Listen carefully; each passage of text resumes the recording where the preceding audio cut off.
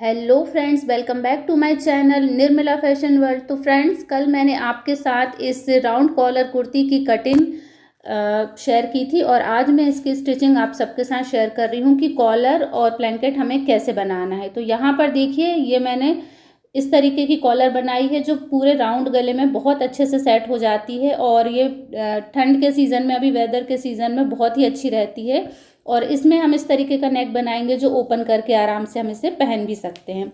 तो यहाँ पर देखिए, जो राउंड नेक मुझे बनाना है उसके लिए मैंने 2 पट्टियाँ कट की हैं 3-3 इंच की, और जितनी लंबाई तक आपको गला बनाना है वहाँ तक ये मैंने कट लगा लिया है, बिल्कुल बीच सेंटर में। अब हम क्या करेंगे, इस पट्टी को इस तरीके से रख के एकदम 1/4 इंच का जो है मार्जिन लेते हुए इस पर सिलाई लगाएंगे और इसमें हल्का सा तिरछा कट लेते हुए सिलाई लगाएंगे, जिससे जब हम ये सिलाई इस तरीके से कंप्लीट कर लेंगे तो हम इसे आसानी से पलट सकें। तो देखिए, इस तरीके से साइड में भी आप कट लगा लेंगे तो आसानी से इस तरीके से मार्जिन को एक तरफ नाखून से प्रेस करते हुए, जिस तरीके से हम हुक हाई की पट्टी लगाते हैं उसी कुछ कुछ उसी तरीके से हमें ये पट्टियाँ बनानी हैं। तो इन पट्टियों की चौड़ाई हमें बस 1 इंच रखनी है, उससे ज़्यादा हमें नहीं रखनी। तो देखिए, इस तरीके से मैंने इसको पलटा दिया है और इस तरीके से मैंने इस पर एक सिलाई लगा दी है।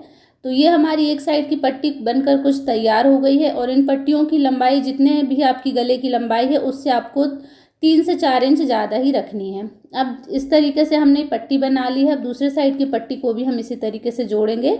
तो इस तरफ की पट्टी को मैं क्या करूँगी, आप सुई से या पिन की सहायता से, ताकि ये बीच बीच में सिलाई में आकर आपको कोई प्रॉब्लम ना हो, इसलिए इस तरीके से पलटा कर इसको पिन अप कर दीजिए ताकि दूसरी तरफ की पट्टी की सिलाई आप आराम से कर सकें। तो अब हम यहाँ पर देखिए, इस तरीके से दूसरी पट्टी ले लेंगे और ये एक पट्टी तो हमने लगा ली है, अब दूसरी पट्टी को लगाएंगे। तो ये भी हमारी 3 इंच की चौड़ाई की है और तकरीबन 8 से 9 इंच लंबी ये पट्टी दोनों मैंने कटिंग की थी। तो ऊपर की तरफ हमें थोड़ा ज़्यादा पट्टी को रखना है और इसमें 1/4 इंच का मार्जिन लेते हुए इस पर भी सिलाई हम लगा लेंगे, जैसे कि सेम अभी हमने इस तरफ वाली पट्टी पर लगाई थी। तो ये सिलाई भी हमने लगा दी है। अब उसी तरीके से इस पट्टी को भी सामने की तरफ लाते हुए, कुर्ती के फ्रंट पार्ट की तरफ लाते हुए इस तरीके से फोल्ड कर देना है। आधे इंच का मार्जिन लेते हुए इसे एक बार और फोल्ड कर देंगे। जो हमारी सिलाई मार्जिन है उसी के ऊपर इसको अच्छे से सेट करते हुए इस पर हम बहुत ही फिनिशिंग के साथ सिलाई लगाएंगे। तो देखिए, ये मैंने आधे इंच का मार्जिन पहले फोल्ड किया, उसके बाद जो सिलाई लगाई थी उसी के ऊपर अच्छे से पहले इसको सेट करके रख लेंगे हम, और उसके बाद इसके ऊपर बिल्कुल फिनिशिंग के साथ हम सिलाई लगाएंगे। तो दोनों पट्टियां हमें कुछ इस तरीके से तैयार कर लेनी है।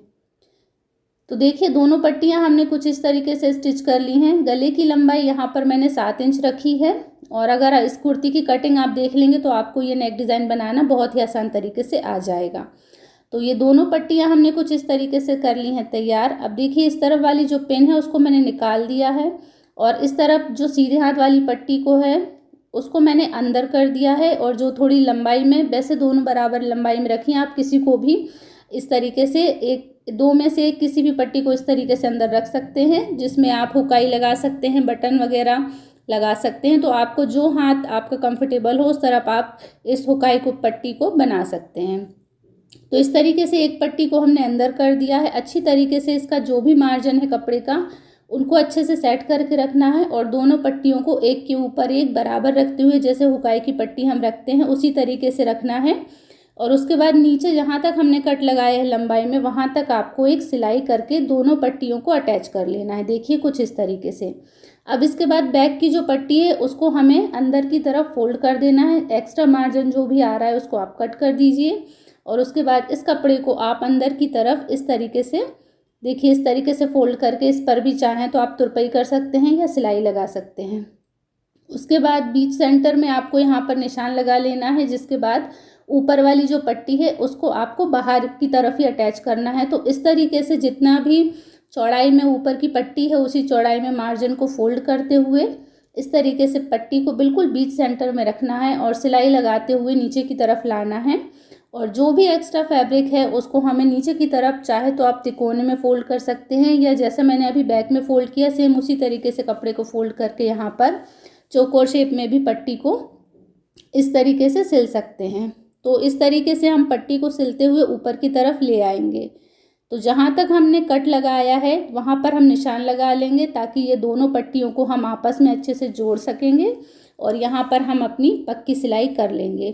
तो निशान मैंने लगा लिया था, वहीं तक यहाँ जो है मैं सिलाई लेकर आऊँगी और उसके बाद वुड को जो है सिलाई को जो सुई को है कुर्ती में ही फंसे रहने दूँगी और उसको अपनी तरफ घुमाते हुए यहाँ पर अच्छे से पक्की सिलाई करते हुए दोनों जो हमारी हुक और आई की पट्टी हैं दोनों को एक दूसरे पर रखते हुए अच्छी तरीके से इन पर सिलाई कर दूंगी। चाहे तो आप यहाँ पर जिस तरीके से कई लोग एक्स की शेप में सिलाई कर देते हैं आप वैसे भी कर सकते हैं, चाहे तो चौकोर शेप ही रख सकते हैं। तो यहाँ पर देखिए बैक से भी फिनिशिंग के साथ हमारी पट्टी जुड़ गई हैं और फ्रंट से भी फिनिशिंग के साथ हमारी पट्टियाँ रेडी हो गई हैं फ्रंट की। अब हम क्या करेंगे, ऊपर की तरफ से ये जो हमारी एक्स्ट्रा पट्टियाँ निकली हुई हैं इनको हम कट कर देंगे। जो भी हमारा एक्स्ट्रा इनमें कपड़ा है उनको हम पहले तो ध्यान रखना है कि आपका जो गले का शेप है उसी शेप में आपको इन पट्टियों के जो भी एक्स्ट्रा फैब्रिक है उनको कट करके निकाल देना है कुछ इस तरीके से। तो ये हमारा देखिए फ्रंट का कुछ पट्टियाँ तैयार हो गई हैं बहुत ही फिनिशिंग के साथ और ये बहुत आसान है बनाना, कई लोगों को बहुत मुश्किल लगता है, तो ये बिल्कुल भी मुश्किल नहीं है। एक बार अच्छे से देख लेंगे तो आप आसानी से बनाना सीख जाएंगे। इन पट्टियों को रेडी करने के बाद हमें बैक पार्ट और फ्रंट पार्ट दोनों को आपस में शोल्डर की तरफ से जॉइंट करना है कुछ इस तरीके से। तो यहाँ पर शोल्डर जॉइंट करते समय हमेशा आपको शोल्डर में डबल सिलाई लगानी है जिससे आपके शोल्डर पक्की सिलाई से अच्छी तरीके से अटैच हो जाए और इनकी सिलाई वगैरह भी ना खुले।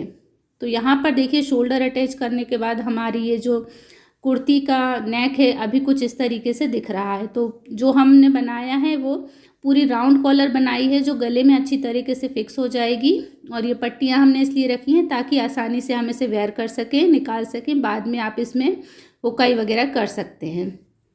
तो यहाँ पर बैक से मैंने हल्का सा आधे इंच का और इसको छांट दिया है पीछे के पार्ट की तरफ और उसके बाद सबसे पहले यहाँ पर चौक से निशान लगा लेंगे कि जितना जितना मार्जिन आपको लेना है उतना मार्जिन पे आपको यहाँ पर निशान लगा लेना है और उस निशान से ही आपको इस तरीके से इंच टेप रखते हुए आपकी जो भी कॉलर की लंबाई आ रही है गोलाई शेप में इस तरीके से हल्के हल्के हाथ से इंच टेप को घुमाते हुए पूरा राउंड में जितनी भी लंबाई आ रही है आपको नाप लेना है। तो यहाँ मेरी आ रही है 8.5 इंच। यहाँ पर मैंने लिया है पेस्टिंग पेपर, बुकरम वगैरह चाहें तो आप वो भी यूज़ कर सकते हैं और 4 से 5 इंच की चौड़ाई पर यहाँ पर मैंने एक निशान बनाकर इस तरीके से लाइन खींच दी है और उसके बाद नीचे की तरफ से भी इस तरीके से लाइन खींचकर चौकोर शेप का जो बॉक्स बना लिया है। उसके बाद गले की जो गोलाई शेप थी वो मैंने 3 इंच तक दी थी, तो यहाँ पर मैंने 3 इंच पे निशान लगा दिया है। उसके बाद यहाँ से 3 इंच के बाद से ही इस तरीके से बिल्कुल हल्का सा गोलाई शेप देते हुए हमें नीचे तक ले जाना है। ध्यान रखना है बहुत ज़्यादा गोलाई शेप नहीं देना है और जितना भी आपका नेक है 2 इंच, 2.5 इंच, 3 इंच उसके बाद से ही आपको ये गोलाई शेप नीचे तक ले जाना है कुछ इस तरीके से। अब यहाँ से हम हमारी कॉलर का जो लंबाई है उसको नापेंगे। जो हमारी 8.5 आ रही थी यहाँ पर भी 8.5 पे अच्छी तरीके से निशान हम लगा लेंगे और उसके बाद से बिल्कुल बराबर 1 इंच का मार्जिन लेते हुए आप चाहें तो जितनी चौड़ाई में कॉलर रखना चाहते हैं उतने इंच का मार्जिन बराबर लेते हुए इस तरीके से कॉलर का आपको शेप बनाना है। तो देखिए कॉलर का शेप हमने बना लिया है। अब जो 8.5 इंच का हमने निशान लगाया था वहाँ पर हम इस तरीके से गोलाई शेप देते हुए जो हमारा निशान है 8.5 इंच का वहाँ पर इस शेप को मिला देंगे। तो ये कॉलर का जो है हमारी ड्राफ्टिंग तैयार हो चुकी है और इस तरीके से कॉलर बनाएंगे तो आपका जो राउंड कॉलर है बहुत अच्छी तरीके से एकदम गले में फिक्स बैठेगा, बहुत ही अच्छे शेप का बनेगा। अब इसको हम कटिंग करके निकाल लेंगे। तो ये हमारी कॉलर कुछ इस तरीके से अभी लग रही है। अब हम इसको करेंगे कपड़े पर अटैच। तो यहाँ पर देखिए कुर्ती का मैंने एक कपड़ा लिया है और उस पर इस तरीके से रख के आप चाहें तो इसे पेस्टिंग पेपर से पेस्ट कर लीजिए। यहाँ पर मैंने प्रेस से अच्छी तरीके से चिपका लिया है। उसके बाद जो भी एक्स्ट्रा फैब्रिक है उसको हम कट करके निकाल देंगे। ऊपर वाली तरफ से हम बस थोड़ा सा मार्जिन रखेंगे इस तरीके से 1/2 इंच से भी कम और इस मार्जिन को देखिए इस तरीके से जो हमारी कॉलर है उसकी तरफ फोल्ड करते हुए इस पर सिलाई लगा लेंगे। सिलाई लगाने के बाद हम फिर से उसको कपड़े के ऊपर रखेंगे और जो हमारा पेस्टिंग पेपर है उसके किनारे किनारे से कपड़े की दोनों कपड़ों की अच्छे से सिलाई कर लेंगे कुछ इस तरीके से। और उसके बाद जो हमने मार्जिन सिलाई का लिया था 1/4 इंच का मार्जिन छोड़ते हुए कपड़े को हम कट करके अलग कर देंगे। जब हम पलटेंगे तो हमारी कॉलर कुछ इस तरीके से लगेगी। अब इसमें भी हम आधे आधे इंच का मार्जिन छोड़ते हुए इस कपड़े को भी यहाँ से कट कर लेंगे। तो ये हमारी देखिए राउंड कॉलर कुछ इस तरीके से रेडी होकर तैयार हो जाएगी। तो इसमें हमें बस उतना ही मार्जिन रखना है जितना हम सिलाई में दबाएंगे। तो कॉलर लगाना मैंने पहले के कुछ वीडियो में, हाफ कॉलर नेक का मैंने एक वीडियो अपलोड किया था, उसमें कॉलर कैसे लगाते हैं बहुत अच्छे से बताया था, आप वहाँ जाकर सीख सकते हैं। और यहाँ पर देखिए मैंने ये कॉलर अटैच कर दी है बहुत ही फिनिशिंग के साथ। बैक से भी इसकी फिनिशिंग बहुत अच्छी आई है।